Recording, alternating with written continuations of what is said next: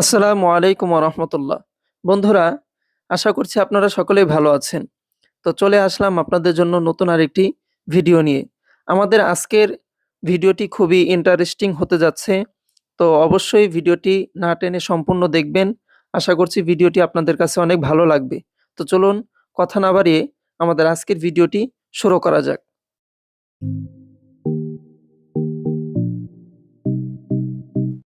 তো বন্ধুরা, সকালের নাস্তাটা সেরে এবার হচ্ছে আমরা মেরিন ড্রাইভের উদ্দেশ্যে বের হয়ে গেলাম। তো এখন আমাদের প্রধান কাজ হচ্ছে একটি অটো বা সিএনজি রিজার্ভ করা। তো চলুন দেখি কত টাকার মধ্যে আমরা একটা গাড়ি রিজার্ভ করতে পারি। তো বন্ধুরা, দীর্ঘ সময় ঘোরাঘুরি করার পরে অবশেষে আমরা হচ্ছে মামার সিএনজিটা রিজার্ভ করলাম। আমরা হচ্ছে সুগন্ধা পয়েন্ট থেকে একেবারে টেকনাফ 0 পয়েন্ট পর্যন্ত যাব। তো আমাদের ভাড়া হচ্ছে 1700 টাকা। আমাদের আপ ডাউন ভাড়া হচ্ছে 1700 টাকা। তো চলুন যাওয়া যাক এবং যেতে যেতে আমরা সুন্দর সুন্দর ভিউ নিজেও দেখবো এবং আপনাদেরকেও দেখাবো ইনশাআল্লাহ। তো বন্ধুরা, আপনারা শুনতেই পেলেন, আমরা মেরিন ড্রাইভে যাওয়ার জন্য অনেক সময় নিয়ে একটি গাড়ি খুঁজছিলাম। তো অনেক সময় খোঁজাখুঁজির পরে আমরা একটি সিএনজি পেয়ে গেলাম। তো প্রথমেই সিএনজি চালক আমাদের কাছে অনেক ভাড়া দাবি করতেছিল। তো আমরা পরবর্তীতে অনেক দামাদামি করে 1700 টাকায় তাকে রাজি করালাম। এরপরে হচ্ছে আমরা একদম টেকনাফ 0 পয়েন্টে যাওয়ার জন্য প্রস্তুত হয়ে গেলাম। আর আমাদের ভাড়া নিয়েছিল 1700 টাকা।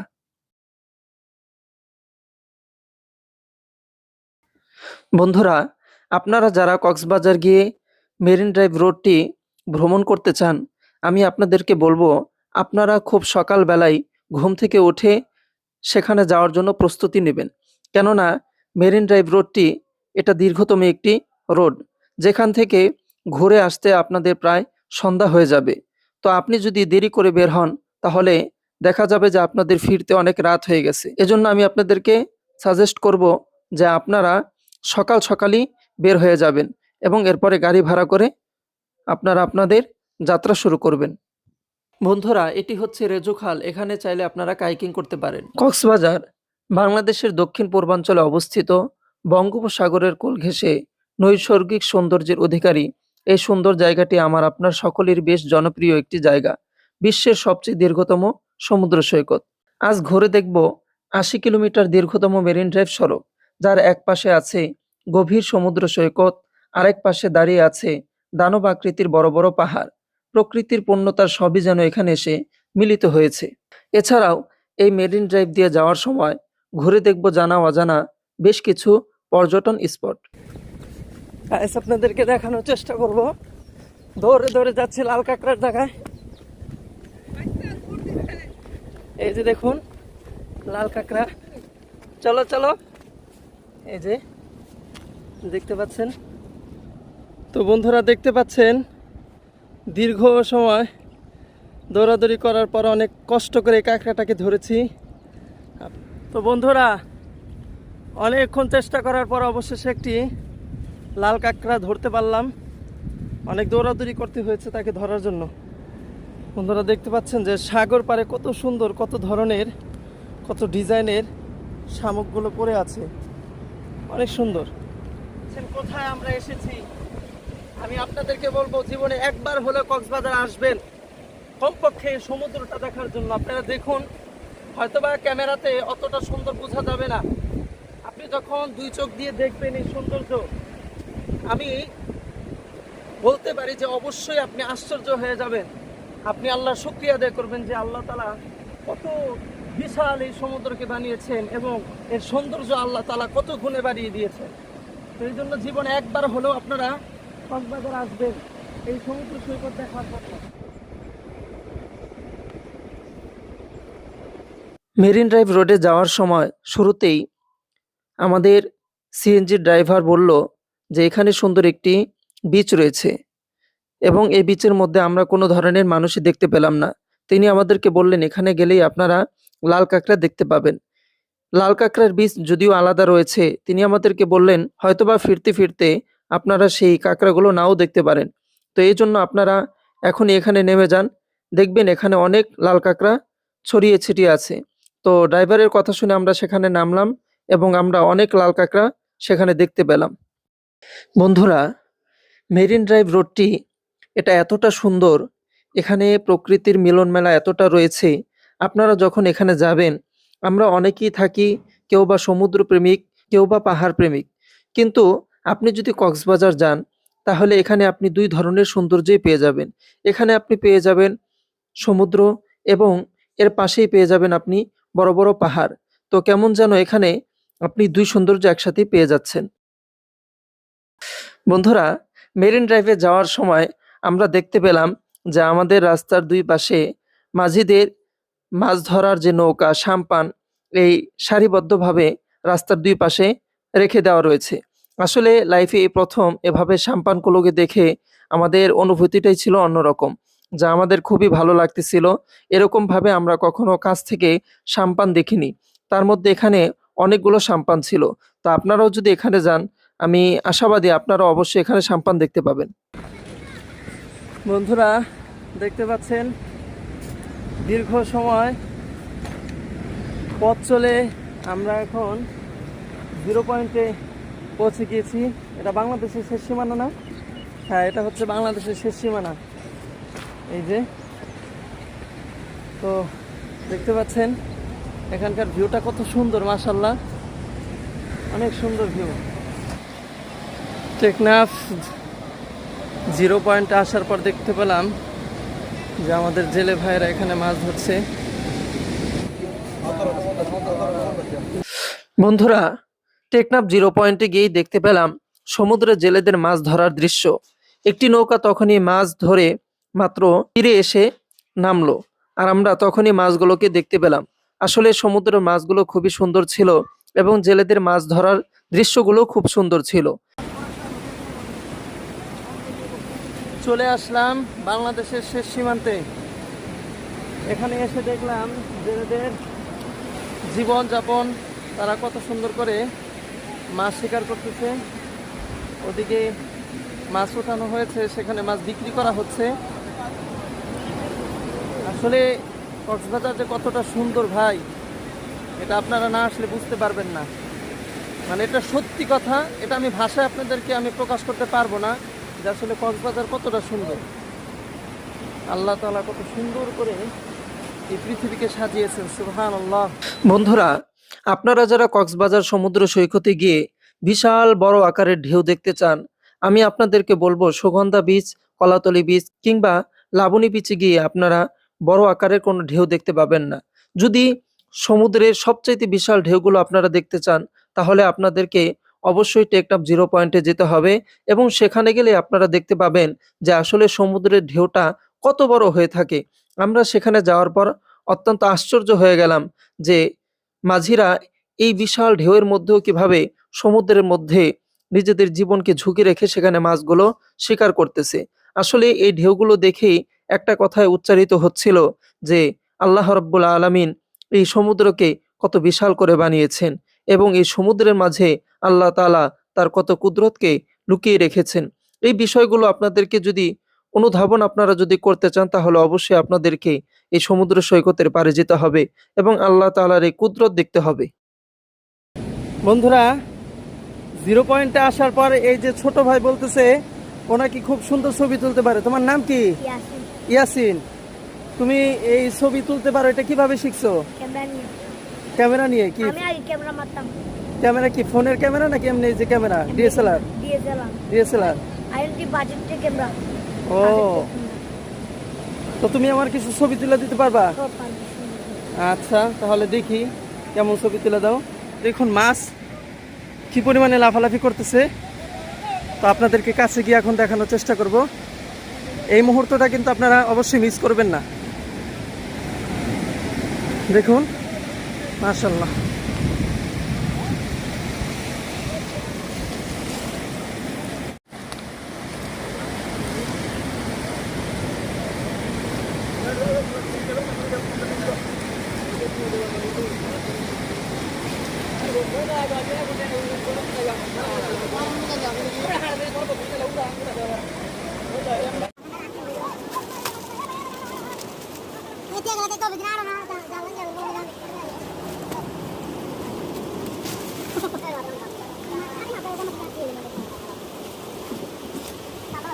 বন্ধুরা, আপনারা অবশ্যই ভিডিওতে দেখতে পেলেন যে কিভাবে জেলেরা জাল দিয়ে মাছগুলো ধরলো এবং কিভাবে তারা সাগরের পাড়ে এসে মাছগুলো রাখলো।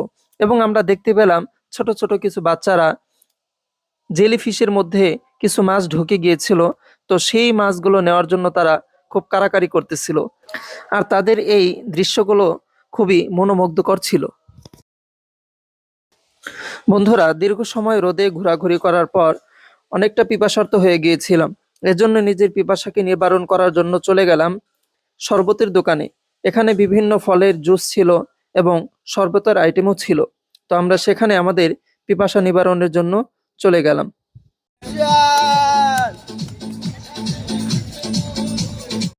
এই যে 0 পয়েন্ট এসে একটা ডাব নিলাম। এই ডাবের দাম হচ্ছে 150 টাকা।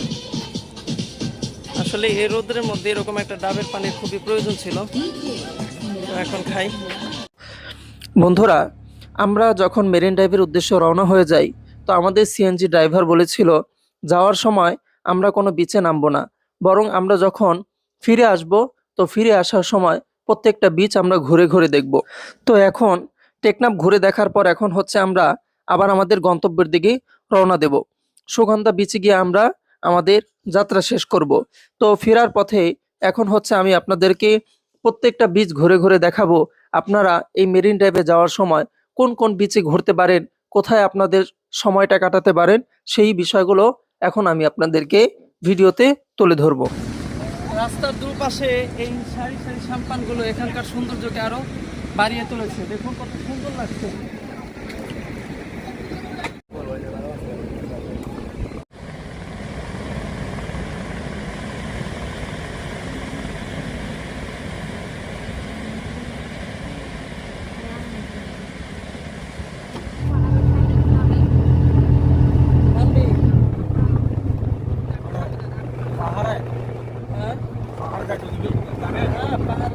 পোকা মাছ কিন্তু কাটতেছে। পোকা মাছ হচ্ছে 170 টাকা। ভাত আনলিমিটেড আছে। বন্ধুরা, এখন আমরা যে বিচে আছি এই বিচটাকে নাকি শামুক বিচ বলা হয়। তো এটা খুবই নিরিবিলি একটা জায়গা, এখানে অত বেশি মানুষ নেই। আপনারা দেখতে পাচ্ছেন খুবই সুন্দর একটি জায়গা। এখানে সামনে প্রবাল পাথরে ভরা, আর সামনে বিশাল সমুদ্রের সেই বড় বড় ঢেউ, আর এই পাশে হচ্ছে হলো এই এই হামাকগুলা ভাড়া কত করে? ভাড়া কত করে? 20 টাকা। 20 টাকা করে। হ্যাঁ, এগুলো তো তোমাদেরই, ঠিক না? ওই পাশে। আচ্ছা বন্ধুরা, এই হচ্ছে হ্যামাক। এখানে আপনারা শুয়ে শুয়ে সাগরের সুন্দর দৃশ্য দেখতে পারবেন। আমরা দুইটা নিলাম, দুইটা না ধরো আমি দুইটা হচ্ছে 40 টাকা নিল। আর এখানে সময় হচ্ছে আপনি যতক্ষণ এখানে থাকবেন।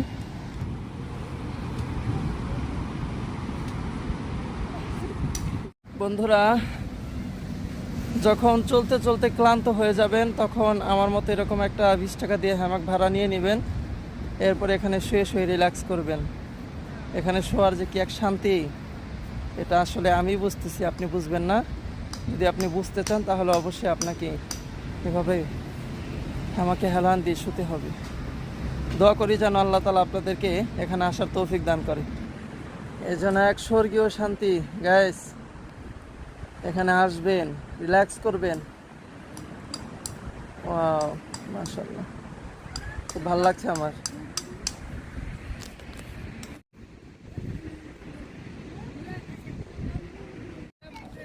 এক ছোট ভাই এটা ধাক্কা দিয়ে গেল। দেখেন, মনে হচ্ছে আমি শূন্যতে ভাসতেছি। খুব ভাল লাগছে। আপনারা আসবেন অবশ্যই, এবং এখানকার যে শান্তিটা এটা আপনারা নিয়ে যাবেন ইনশাল্লাহ। মেরিন ড্রাইভ রোডে যাওয়ার পথে এখানে দেখতে পাচ্ছেন শুটকি, কি পরিমাণে এখানে শুটকি দেখা যায়, অনেক। সুবহানাল্লাহ, অনেক শুটকি এখানে। এই যে হাজার হাজার মাছের শুটকি আছে এখানে, বিশাল বড়, যে ছোট ছোট।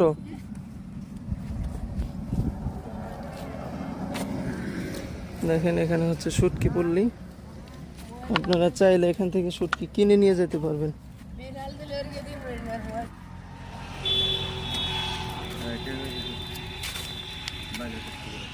বাইলা মাছ নাকি এটি? বাইলা মাছের চুট কেটে না? এটি কত করে কেজি?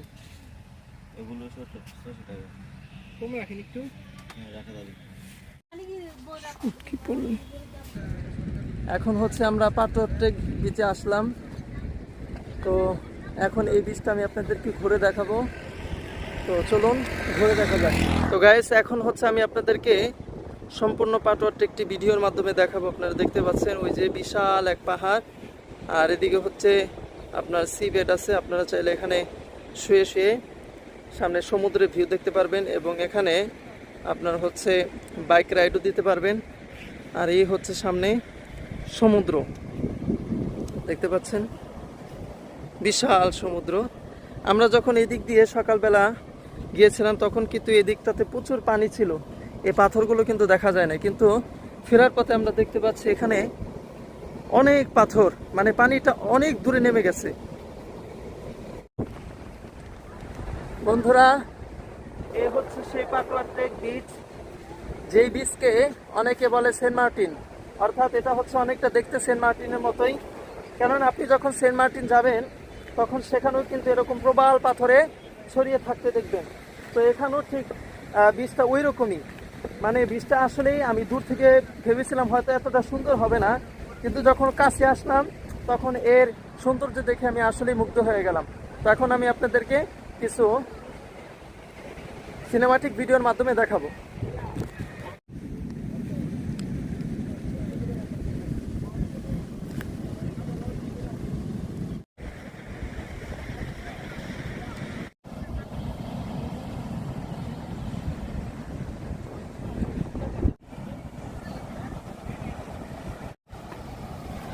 কত সুন্দর, মাশাআল্লাহ।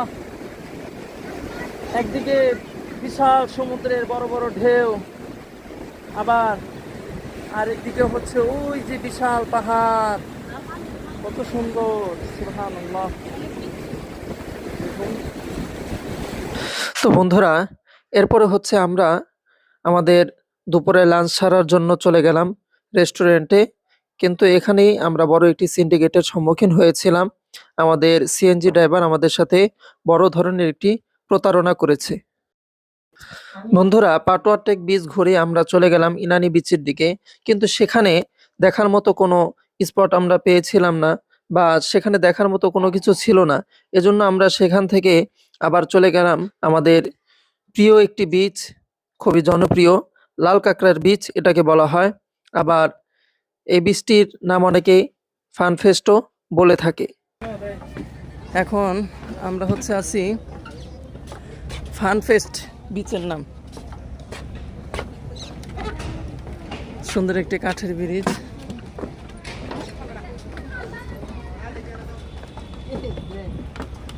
কি মাছ মাছ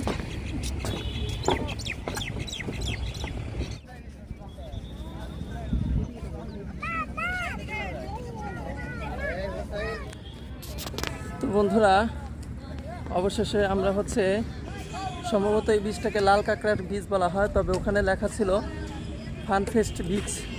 তো এই বিচের মধ্যে আপনারা চাইলে প্যারাসেলিংও করতে পারবেন, এই সুযোগ সুবিধা এখানে আছে। আর এখানকার ভিউটা আমি আপনাদেরকে দেখাচ্ছি, এখানকার ভিউটা আসলে অনেক সুন্দর, আমি আপনাদেরকে দেখাচ্ছি, আপনারা দেখুন। তো বন্ধুরা, দেখতে পাচ্ছেন রাস্তার বাম পাশেও হচ্ছে ঝাউ বাগান, আবার ডান পাশেও ঝাউ বাগান। তবে এই ঝাউ বাগানের ব্যাপারে খুব সতর্ক থাকতে হবে, এটার ভিতরে কখনো আপনারা প্রবেশ করবেন না, কারণ ভিতরে প্রবেশ করলে আপনি যাবেন ভরা, আসবেন ফাঁকা। ফানফেস্ট বিচের দেখুন, এখানে সাইনবোর্ডে লেখা আছে ঝাউ বাগানে প্রবেশ নিষেধ, যেখানে সেখানে ময়লা আবর্জনা।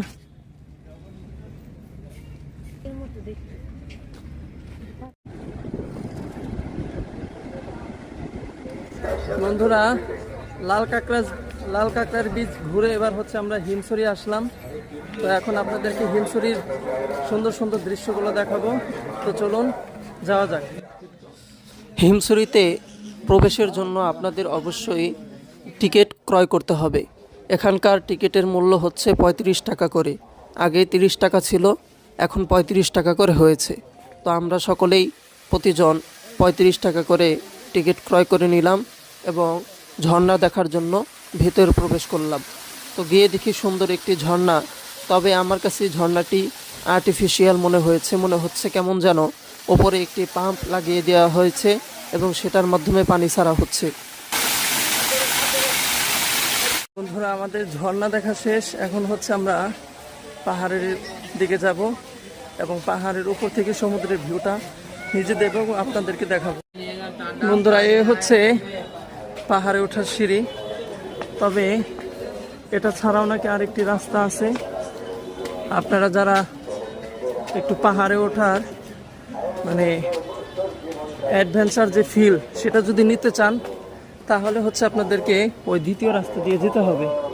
সম্ভবত দ্বিতীয় রাস্তাটি ওই দিকে। তো আমরা এখন পাহাড়ের দিকে যাচ্ছি। দীর্ঘ সিঁড়ি, একেবারে উঁচু। বন্ধুরা, আপনারা যারা হিমছড়ি পাহাড়ে উঠতে চান, আমি বলবো যাদের হাড় দুর্বল কিংবা সাহস কম, আপনারা কখনোই এই সিঁড়ির মাধ্যমে পাহাড়ে ওঠার চেষ্টা করবেন না। তবে হ্যাঁ, আমরা দেখেছি এই সিঁড়ির পাশে আরেকটি সিঁড়ির কাজ চলতেছে, যেই সিঁড়ি দিয়ে বাচ্চা ছেলে মেয়েরাও চাইলে উঠতে পারবে, কিন্তু সিঁড়ির কাজটি সম্পূর্ণ হয়নি বিধায় সেখান দিয়ে কোনো পর্যটককে ওঠার অনুমতি দেওয়া হয়নি। যদি সেই সিঁড়ির কাজটি সম্পূর্ণ হয় তাহলে আপনারা সহজেই ওই হিমছড়ি পাহাড়ের উপরে উঠতে পারবেন। তবে বর্তমান যে সিঁড়িটি রয়েছে এটা দিয়ে পাহাড়ের উপরে ওঠা খুবই কষ্টকর একটি বিষয়।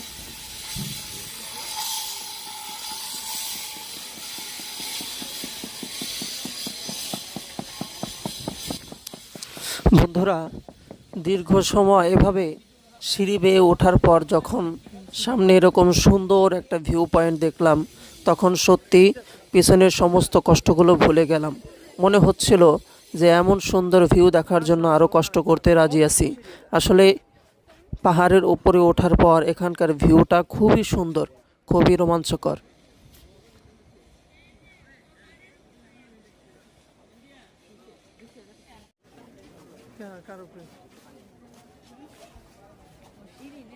ওয়াও, সুবহানাল্লাহ।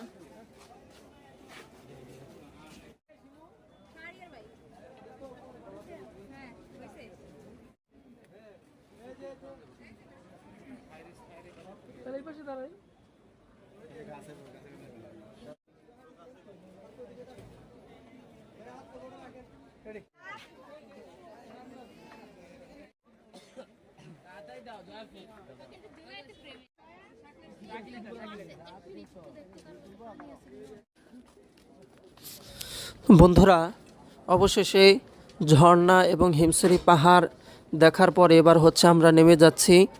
তো নামার ক্ষেত্রেও যে বিষয়টা লক্ষ্য করলাম, এই নামার ক্ষেত্রে অনেকটা ঝুঁকি রয়েছে, এজন্য আমরা নামার সময় অবশ্যই সাবধানতার সাথে নামব। তো বন্ধুরা, আশা করছি ভিডিওটি ভালো লাগবে। যদি ভালো লেগে থাকে অবশ্যই একটি লাইক করে যাবেন। তো আজকের মতো এখানেই বিদায়। আসসালামু আলাইকুম ওয়া রাহমাতুল্লাহ।